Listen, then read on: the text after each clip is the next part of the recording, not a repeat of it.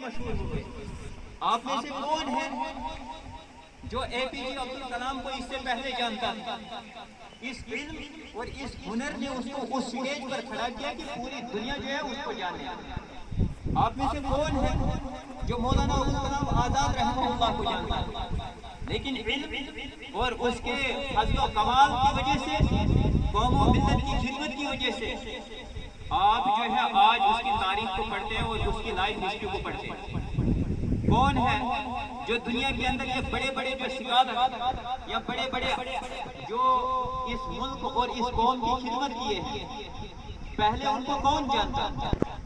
لیکن علم و فضل کی وجہ سے جو ہے وہ دنیا کے اندر مشہور ہو گئے. اس لیے عزیز طلباء، ہم جب اس علمی گہوارے میں آئے، سب سے پہلی چیز ہمارا ایک مقصد ہونا چاہیے. اس مقصد کے تحت جو ہے ہمیں یہاں پہ رہنا چاہیے، اور وہ مقصد یہ ہونا چاہیے کہ ہم اس قوم و ملت کا اثاثہ ہے، اس لیے اس کی خدمت کرنا ہمارا فرض ہے.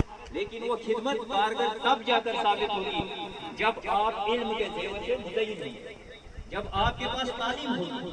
اگر آپ کے پاس علم نہیں ہے، آپ قوم و ملت کے لیے بھی بہتر نہیں ثابت ہو سکتے، یا خدمت کے اعتبار سے آپ اچھی خدمت نہیں کر سکتے.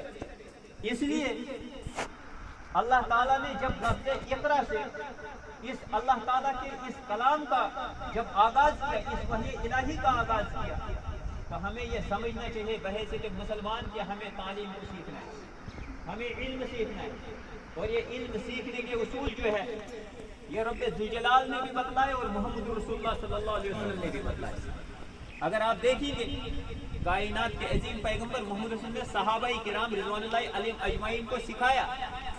آپ دیکھیں گے صحیح بخاری کے اندر جو سب سے پہلی حدیث ہے، اس میں جب جبریل امین علیہ السلام نبی کریم صلی اللہ علیہ وسلم کے پاس آیا، بحیثیت طالب علم بن کر آیا، تاکہ دنیا کے لوگوں کو سکھایا جائے کہ طالب علم کیسے علم سیکھے گا. ایک طالب علم جو ہے اپنے استاد کی قدر کس طرح سے کرے گا، یا اس کے پاس اگر وہ علم سیکھے گا تو کس طرح سے سیکھے گا. تو جبریل امین علیہ السلام آئے اور نبی کریم صلی اللہ علیہ وسلم کے سامنے جو ہے زانوے تلمذ طاق کیا، اور پوری دنیا کے لوگوں کو، قیامت تک آنے والے لوگوں کو یہ پیغام دیا کہ استاد کے سامنے جب آپ علم سیکھو گے تو اس طرح سے سیکھنا ہے، نہایت ادب و احترام کے ساتھ بیٹھنا ہے.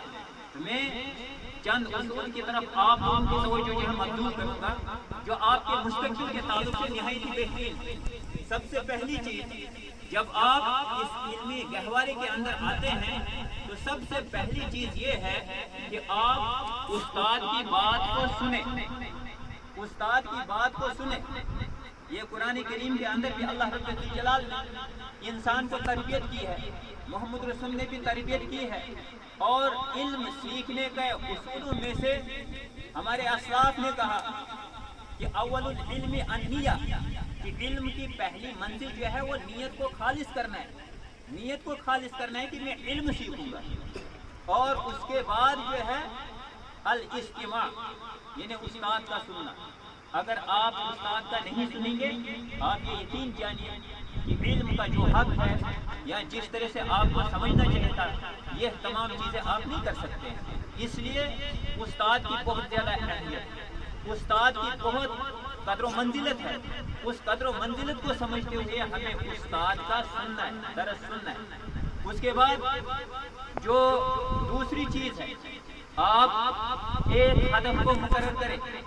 آپ اپنا ایک ہدف جو ہے وہ مقرر رکھیں، جس ہدف کو حاصل کرنے کے لیے آپ جدوجہد کریں. ہم دیکھتے ہیں کہ اکثر ہمارے معاشرے کے اندر جہاں پہ پوری جہالت ہے یا جہاں پہ علم کے تعلق سے جو ہے زیادہ شعور نہیں ہے، وہاں پہ ہمارا جب بچہ 8th میں، جیسے یہ اگر مڈل اسکول ہے، مڈل سے جب یہ نکلتا ہے، جب اس کو پوچھا جاتا ہے کہ اب آپ کیا کریں گے، تو وہ کہتا ہے کہ میں سوچ لوں گا. یعنی ابھی تک اس کا کوئی مقصد نہیں ہے.